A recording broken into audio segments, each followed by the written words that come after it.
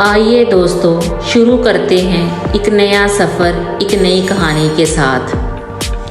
کسی گاؤں میں ایک لڑکی رہتی تھی جس کا نام رابعہ تھا۔ رابعہ کو کتابیں پڑھنے کا بہت شوق تھا، خاص طور پر وہ پریوں کی کتابیں بڑی رغبت اور شوق سے پڑھتی تھی۔ ایک دن اسکول سے واپسی میں اس نے ایک بڑھیا کو دیکھا جو قدرے پریشان معلوم ہوئی۔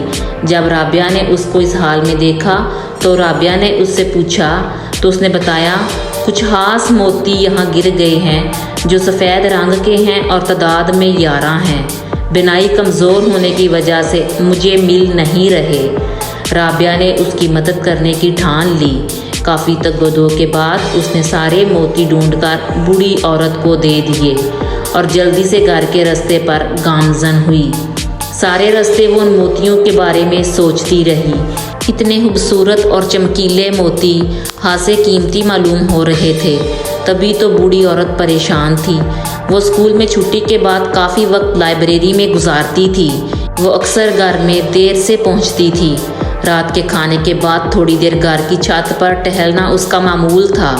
آج کافی خوبصورت موسم تھا، بالکل صاف اور شفاف اور دلکش۔ چاند پورے جوبن پر چمک رہا تھا۔ ہر جانب چاندنی کی کرنیں پھیلی ہوئی تھیں۔ ہوا سے پتوں کی سرسراہٹ اچانک ہر جانب بینی بینی خوشبو پھیلنے لگی۔ دور سے ایک روشنی کا ہولہ قریب آنے لگا، جیسے چاند زمین پر اتر رہا ہو۔ آہستہ آہستہ منظر صاف ہو رہا تھا۔ اس کی اڑان کچھ تتلی کی مانند تھی۔ بالآخر وہ قریب آ گئی۔ وہ ایک بہت حسین و جمیل سفید لباس میں ملبوس، ہاتھ میں چھڑی لیے ایک پری تھی۔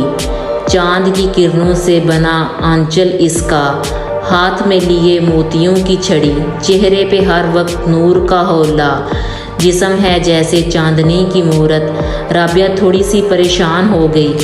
پری نے اسے حوصلہ دیا کہ وہ اس کے احسان کا بدلہ چکانے آئی ہے۔ پری نے اسے بتایا کہ اسکول کے بعد اس نے جس بڑھیا کی مدد کی تھی اصل میں وہ میں تھی۔ مجھے سب چاند پری کہتے ہیں۔ جو موتی تم نے مجھے ڈھونڈ کے دیے تھے اصل میں وہ میری چھڑی کے موتی تھے جو شیطانی قوتوں سے لڑتے ہوئے ٹوٹ گئی تھی۔ اس کے ٹوٹنے پر ہی میرے جسم کی طاقت ختم ہو گئی تھی اور میں بوڑھی نظر آنے لگی تھی۔ لیکن وہ موتی جس جگہ گرے تھے وہ تمہارے اسکول کے پاس تھی اور تم نیک دل لڑکی نے میری مدد کی۔ میں تمہاری کوئی بھی خواہش پوری کر سکتی ہوں۔ رابعہ نے جھٹ سے پرستان دیکھنے کی خواہش ظاہر کر دی۔ پری نے رابعہ کا ہاتھ پکڑا اور چھڑی گھماتے ہوئے فوراً پرستان کے دروازے پر پہنچ گئی، جو بادلوں اور اوس کا ڈھکا ہوا تھا۔ وہ اندر داخل ہوئی۔ پرستان بہت حسین اور دلکش تھا۔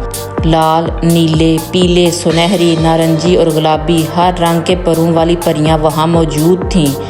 چاند پری کی شان سب سے الگ تھی۔ ہر رنگ کے پھول، پھولوں سے لدی ڈالیاں اور ہر رنگ کے پھولوں سے چھپی پہاڑیاں، ہوا میں رقص کرتی پریاں وہاں موجود تھیں۔ اس کے ساتھ ہی چاند پری نے شاندار دعوت کا انتظام کیا جس میں سب پریاں مدعو تھیں۔ کھانے میں شہد اور بہت قسم کے پھل اور بہت زیادہ مٹھائیاں پیش کی گئیں۔ پھر محل میں گھومنے کے بعد وہ ایک لائبریری میں گئی جہاں سے اس نے کہانیوں کی کتابیں ساتھ لے جانے کے لیے رکھ لیں۔ اب واپس جانے کا وقت آ گیا تھا۔ رابعہ سب پریوں سے ملی اور چاند پری سے اجازت چاہی۔ پھر اس نے چھڑی گھمائی اور رابعہ واپس اپنے گھر میں موجود تھی۔ اس کے ہاتھ میں بہت سی کتابیں تھیں۔